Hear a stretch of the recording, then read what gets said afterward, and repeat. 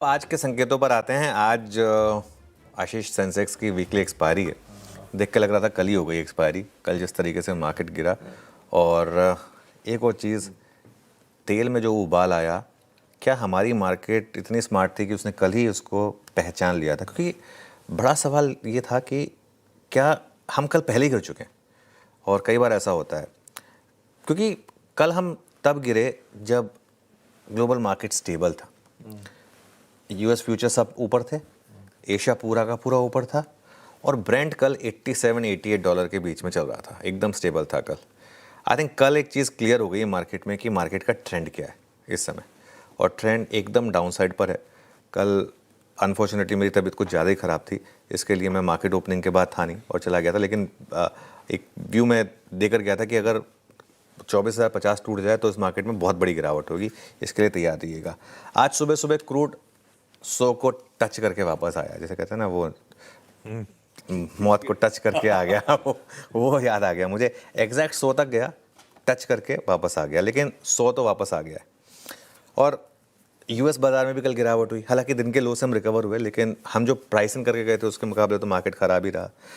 दिक्कत यहाँ पर आ रही है, चाहे वो आईईई का भरोसा हो, चाहे डोनाल्ड ट्रंप का भरोसा हो, चाहे किसी का भी भरोसा हो, क्रूड नहीं गिर रहा है। देखिए 117 118 तो खैर बहुत ज़्यादा एक्सट्रीम हो गया था, लेकिन अब मामला ये है कि आपके या मेरे चाहने से युद्ध नहीं खत्म होगा। हम चाहते हैं युद्ध कल ही खत्म हो जाए, मतलब जो गया हुआ कल है वो आज भी छोड़िए, आज खत्म हो जाए तो और अच्छी बात होगी। लेकिन एक होता है कि हम चाहें कि कुछ हो जाए, एक होती है रियलिटी। और लाइफ में ना आपके चाहने से कुछ नहीं होता, आपको रियलिटी को फेस करना ज़रूरी होता है।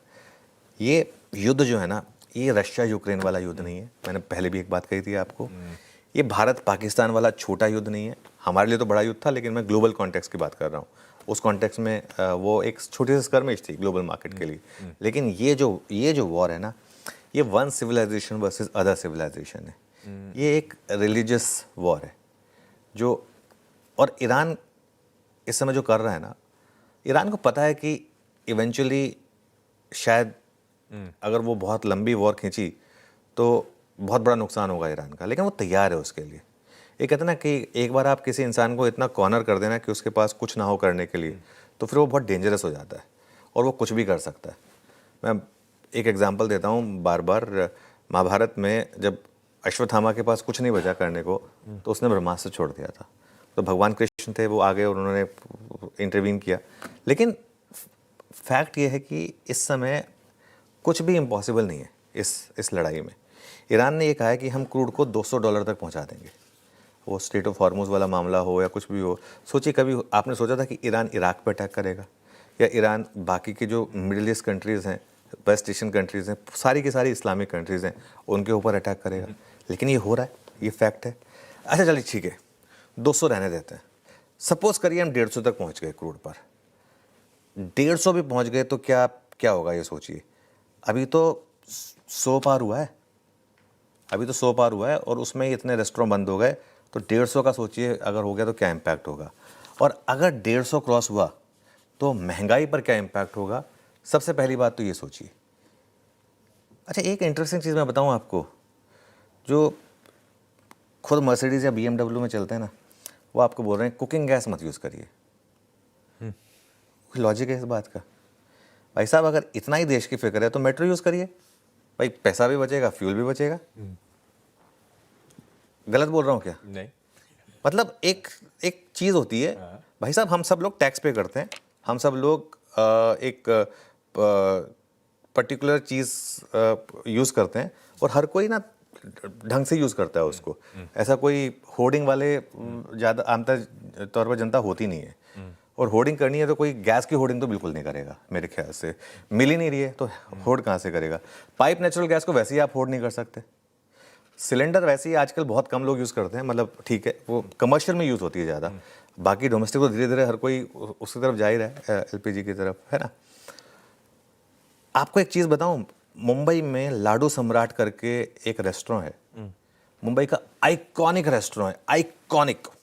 मतलब वड़ा पाव हो चाहे मिसल पाव हो, इनका साबूदाना वड़ा मेरा ऑल टाइम फेवरेट है। और ये एक रेस्टोरेंट है आशीष, जो इवन कोविड के टाइम पे भी ना जब सब चीज़ें ओपन अप हो रही थी उसमें सबसे पहले ओपन अप हुआ था ये, और ये बंद हो गया है। सोचिए, दिन के 10,000 वड़ा पाव बेचता है ये रेस्टोरेंट, और ये बंद। और ये हमारे यहाँ भी, हमारे ऑफिस के बगल में, मतलब बगल में मतलब पास में। डिस्टेंस।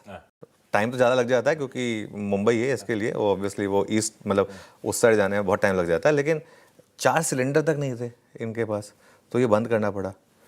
और ये मुंबई में हो रहा है, ये चीज़ समझ लीजिए, ये मुंबई में हो रहा है। आप सोचिए कि आसपास की जगहों पर क्या हालत होगी।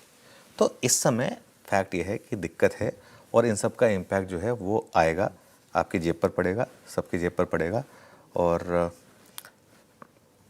तो इस चीज़ को आप संभल कर चलें, और इसका इन्फ्लेशन पर मुझे बहुत बड़ा इम्पैक्ट होगा। अभी टेम्परेरी है या नहीं है ये नहीं पता मुझे, लेकिन इम्पैक्ट तो है।